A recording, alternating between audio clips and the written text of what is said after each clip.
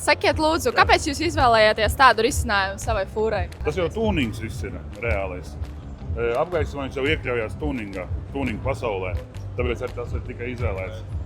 Bet kāpēc es izvēlējos šādu mašīnu? Tāpēc, ka es nodarbojos ar tādu biznesu. Un mūsu uzņēmums nodarbojas ar beramajām kravām, piegādājam beramos materiālus. Un tas ir mans, šis viss, kas ir taisīts, tas ir mans, tāds bērnības nepiebildīts sapnis.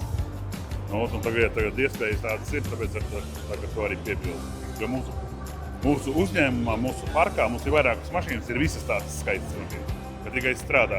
Šī ir tāda īpašā, kura vispār nestrādā, viņa tikai ir priekš pasākumiem.